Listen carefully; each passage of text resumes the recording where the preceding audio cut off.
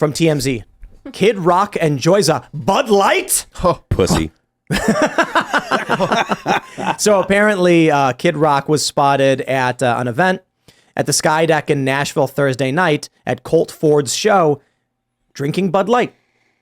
So a lot of people are saying it's probably the only beer they had or whatever, but I don't know. I guess I guess the point of the story is this is a guy who opened fire on Bud Light, said F you, who now I guess doesn't care all that much and is back on, drinking it. I mean, look, I haven't had a drink in many years now, like 5-6 years or whatever. So I'm not the one to talk smack, but like after all of the stuff, like right, you go out of the way to make a video and stuff, you'd think that he'd have the wits about him to drink whiskey that night. It's not like Bud Light's the only option. I mean, maybe it was okay, fine, but like, dude, you could go a day without drinking to not get this this photo. I just think that there's too much attention put on this stuff. Like I don't drink, so I don't really care either way. Because I'm not drinking beer regardless. But people get so worked up about this, and I don't know. I just find these stories to be a little silly at times because okay, yeah, Dylan Mulvaney was put on a Bud Light can, and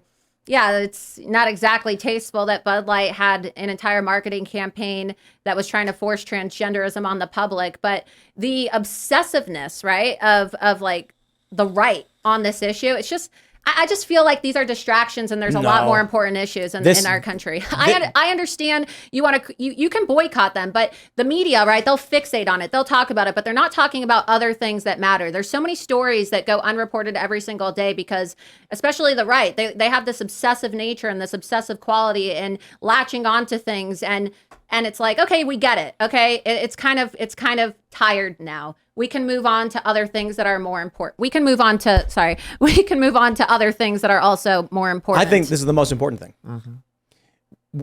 Law, as I've mentioned now, 50 billion times ad nauseum to our audience, laws are only enforced if a culture supports it.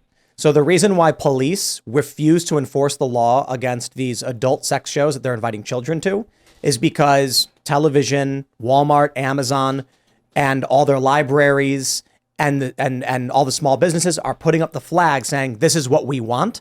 So the cops are like, I know it's illegal, but we're not going to get involved because we'll be shunned and ostracized. I understand where you're coming from, but there's just so much bullshit that's fed to people around these topics. For example, right? And this is what I'm talking about with them wasting everybody's time. Everybody gets in a hissy fit about Bud Light, and they say, okay, we're gonna boycott.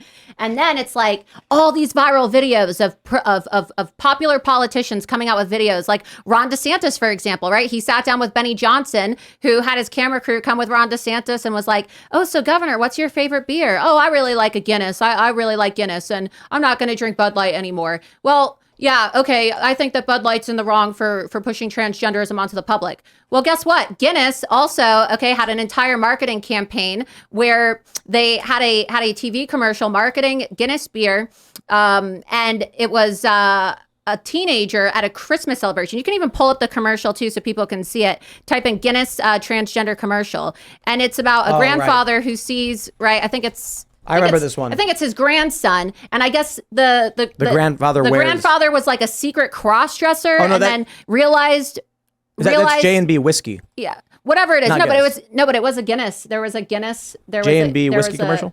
No, but it was for Guinness. If you type it in Guinness, it actually had this issue as well. And so Ron DeSantis then goes on this whole tirade with Benny Johnson, and he says, okay, well, I'm never going to drink a Bud Light ever again. And then 2 weeks later, what does he do? He has a fundraiser in Washington, D.C., and one of the co-sponsors of this fundraiser is a guy named Slater Bayless, who is one of the lobbyists for Bud Light. So just a clarification. The J&B whiskey is, I guess it's the parent company for Guinness. Yeah.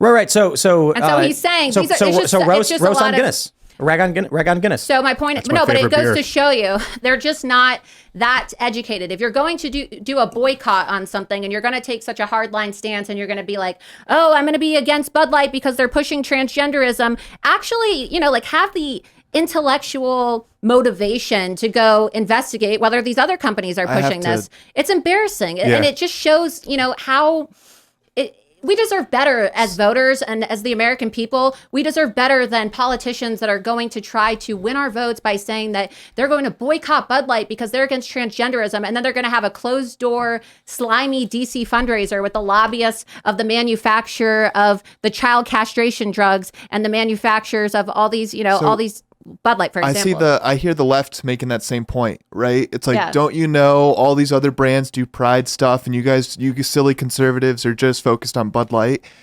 I don't like that argument. It's like the beast is too big to stop, so you might as well just give up now. Right? Give in. Yeah, like you got to. We own culture. No, I'm not saying to give in. I'm saying that they need to be principled, and then they waste all this time focusing on these. What's the point of people sitting down with Ron DeSantis and letting him bloviate about how he's against Bud Light when they're just going to let him have a pass because he's having these fundraisers and they're not even morally consistent. But I don't care about Ron DeSantis on this issue. My point is that's my issue with it. Politics is downstream from culture. And the left has known this for years. That's why they heavily invest in Hollywood and music. It's why they ban, and like you got this big song right now, Rich Men North of Richmond. And the reason it's big is because regular people have the ability to share a song that resonates with them. What do we get from corporate mainstream media? This weird woke garbage nonsense. You get Kim Petras and you get Sam Smith doing Satanism on stage. Then you get a guy in Appalachia singing about how they're screwing over the little guy, and regular people can push that and make it go viral. Culture is what drives politics. If you make something culturally unacceptable, it just can't happen. And I understand that. I understand the point that you're trying to make. But what I'm saying is that it's not exactly culturally unacceptable because they're still engaging in it behind closed doors. Yeah, they right? lost $400 million. You actually have to stick to it. And we just have lazy politicians and lazy people in our society that say, oh, well, I'm just going to have a closed door fundraiser. I'm going to have a Bud Light. They don't even stick with it. And then we end up having egg on our face and it's embarrassing. Well, that's why we call out Kid Rock for hypocrisy. Some people are saying it's a Pepsi can. No, I checked. Pepsi cans have vertical barcodes. I looked. That looks like a Bud Light can. I'm gonna say I can't really tell what that can is. Fine, fair point. But Bud Light has lost $400 million. They've lost around 30. Anheuser AB InBev has lost around 30%. I think their stock took a major hit. AB InBev was forced to sell off like 8 different craft beers. They have been hit so hard by this. It is to the point now where you've got corporations trying to pull back from all this crazy leftist garbage. Target, for instance, for the first time in 6 years, missed their quarterly projections and lost money. You've got Disney now facing a major backlash. Netflix, Disney, and a bunch of these streaming channels lost subscribers, and it's because they keep trying to push this insane woke leftism. Yeah, and I understand. I support the boycotts, but I think that at the end of the day, right, there's too many people who are given a free pass, right? Especially politicians who like to go on Fox News and have their 30-second talking points about these issues. And it's just something. And fair point. I mean, they're some of the loudest people about it, but then they're doing it themselves. The politicians are grifters who are going to be like, what's popular? And just try and pretend that they're going to be on board with it. Yep. Like DeSantis supporting Guinness after the fact, even though Guinness was getting criticized for the same thing. Bud Light also. And I'm here to talk about Ron DeSantis, right? Which is why I brought up Ron DeSantis and Bud Light. But, I wanted to make people aware of that. That's how you're going to capture Gen Z too, is talking about this cultural stuff, right? I mean, that's what the kids care about. They don't care about the nitty gritty and how deep these issues go. They like the funny picture of Kid Rock holding a Bud Light after he just posted a video a few months earlier. Yeah, I think we got to play the game. I think young people actually care about issues. Like there's a lot of young people that would really like to be able to have families and own a home, and they're finding it unaffordable right now to own a home in America. And the only candidate that is actually talking about Generation Z and millennials being able to have affordable homes and be able to have affordable housing is Donald Trump. He's the only one. He's the only one who's actually talking about it and talking about his plan for, what does he call it? Freedom cities, I believe, right? Isn't that what he calls it, Tim?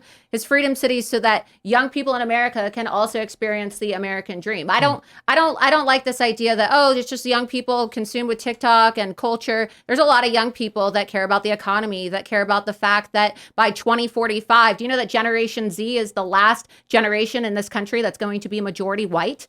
We're not going to have a majority white America anymore.